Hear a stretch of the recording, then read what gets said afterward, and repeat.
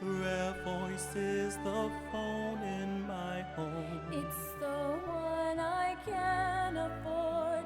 Rare Voice gives me lower LD. And you know it gives me more. I get local calls for free, and I can win big prizes too. Rare Voice makes my family rejoice. Rare Voice is the choice for me. Your new home phone is here. Sign up for Rev Voice today, and you can win great weekly prizes and a brand new Honda CR-V from Nassau Motor Company. Get Rev Voice home phone for as low as $14.99 a month. Call us at 601-8992 or visit us online at cablebahamas.com/RevVoice. Rejoice this Christmas with Rev Voice. Good evening, Bahamas. You're tuned in to MB12, broadcasting from Cable 12 Studios on Robinson Road. Coming up tonight in news, find out who's crowned the winner of the Boxing Day Junkanoo Parade. The Prime Minister talks about the need to preserve and improve Junkanoo culture.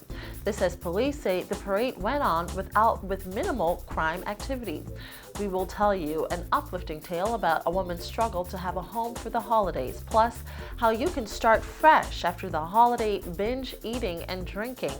We've got those stories and so much more coming up. I'm Paige McCartney, and MB12 starts right now.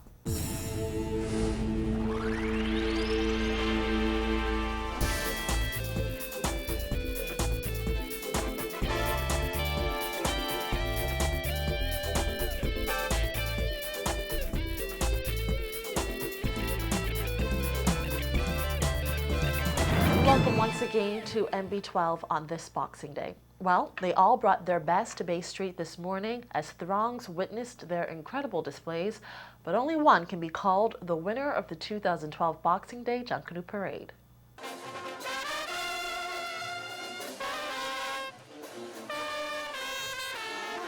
And it would be the Valley Boys who swept the contest, winning every major category for a total of 3,325 points.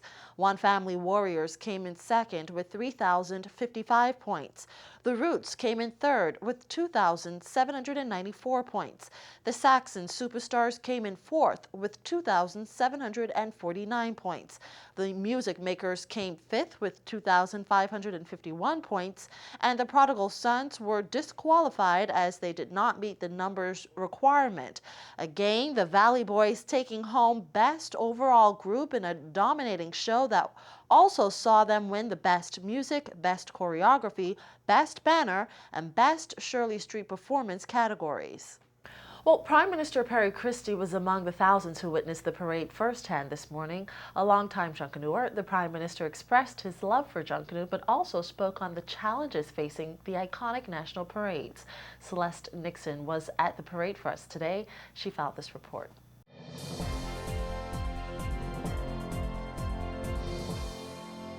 Thrilled crowds enjoyed another exciting day Boxing Day parade as the big groups brought their A-game to Bay Street.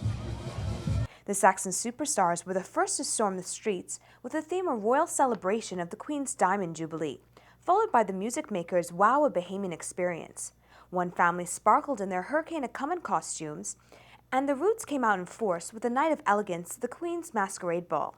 Prodigal Sons moved through downtown with themed seminal migration to Red Bay Andros, and rounding out the parade was the highly anticipated Valley Boys, who closed out the A-class groups with a celebration of the Queen Elizabeth II. At Rawson Square, Prime Minister Christie said Junkanoo is an incredible expression of Bahamian culture.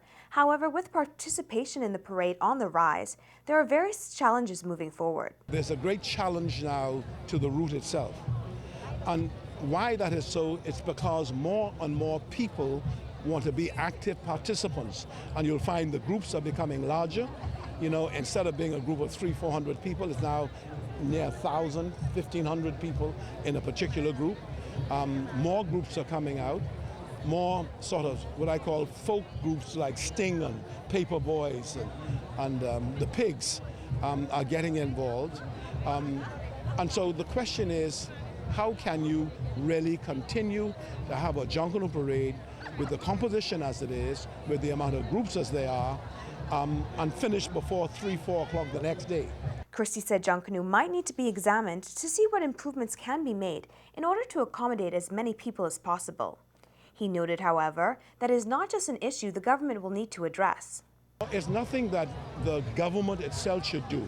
This is a people's sort of activity, and we have to work with the groups themselves so that they could buy into it. Additionally, Christie said he would like Junkanoo to be promoted on an international level and make a larger contribution to the Bahamian economy. I want to be able to see a greater impact on the economy from Junkanoo.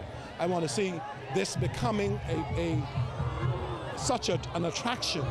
Thousands of people will fly in to the Bahamas, and you won't be able to accommodate them the way we're doing it now. This year's parade started on time, and organizers are hoping for the same New Year's morning. Reporting for MB12, I'm Celeste Nixon.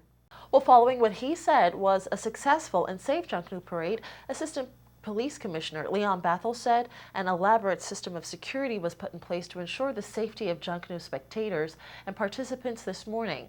In an interview with MB12 during the festivities, Bethel said the system, which includes eliminating the number of prolific offenders on the streets, has been working, and there were no incidents at the Boxing Day Junkanoo thus far to report. Right now, if you go there, you will see numerous police cars with saturation patrol, and of course every junction on Bay Street and Shirley Street you will see a team of police officers. So at this point we have had no incidents. We did not expect any, because what we sought to do is to limit the amount of prolific offenders coming on Bay Street or all the access points. We have officers there checking to see who trying to come into Bay Street and greeting and welcoming the good, decent citizen to come through.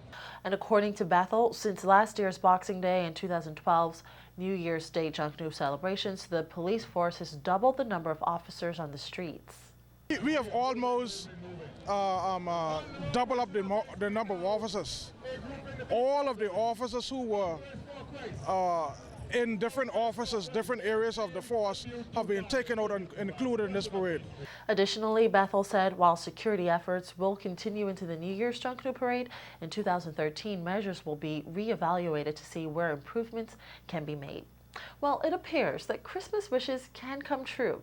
You see, even though late last month it was revealed that only about 150 homeowners out of 400 applicants had qualified so far for the government's mortgage relief plan, which was supposed to help more than 1,000 families on the brink of losing their homes, our Christina McNeil spoke with one struggling homeowner who, with a little faith, beat the odds and found herself back in her home just in time for the holidays. The last time Karen Bowe was standing outside this Claridge Road home, she was at her last resort, asking members of the public for assistance after her business was ransacked and she was about to lose her home. The past year has been a rough one for Bowe, but that assistance and hard work paid off, allowing her to move back in just in time for Christmas. Millionaire Salon and Fashion on Claridge Road remained vacant for about a year after the business was ransacked by thieves just days before Christmas 2011. Shortly after, Bowe learned that she was also in jeopardy of losing the roof over her head.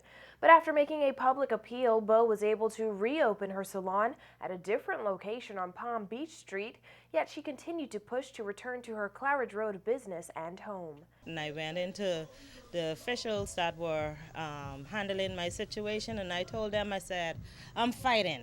I said, I'm fighting for what I have, and I'm fighting for what I own, and that's the legacy I'm going to leave for my kids. And it's you guys, you're going to have to help me. And so my determination, they call me a gangster. They say, Miss Bowe, you're a gangster, but that's fine. You know, I worked hard, I struggled all my life, from 14, 15, and I just got sick and tired of getting bumped around and being shoved around. And while Bowe was a struggling homeowner who was forced out of her home due to issues with her mortgage, she did not qualify for relief under the government's mortgage relief plan.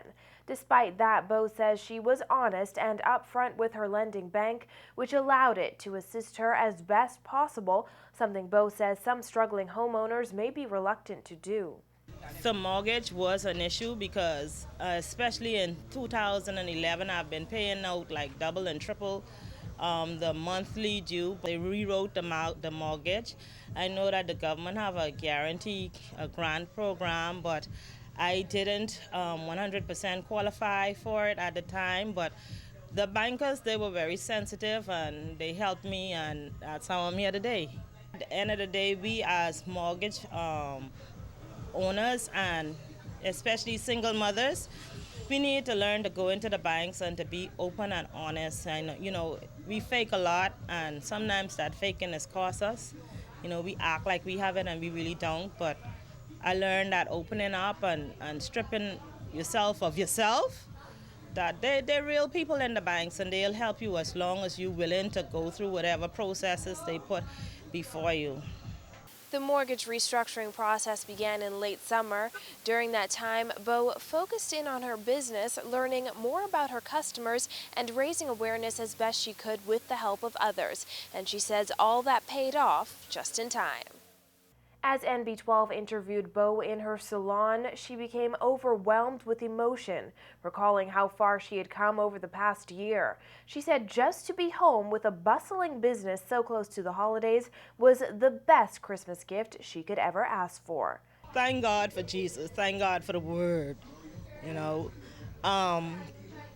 I left here burdened down. I left here with a lot of things going on. I'm still going through some things, and the battle hasn't even begun. But I know that at this point in time, if I've made it to this, it's not going to be starting over again. It's never going to be as rough as it was for me before. I am so happy. I don't know what to say.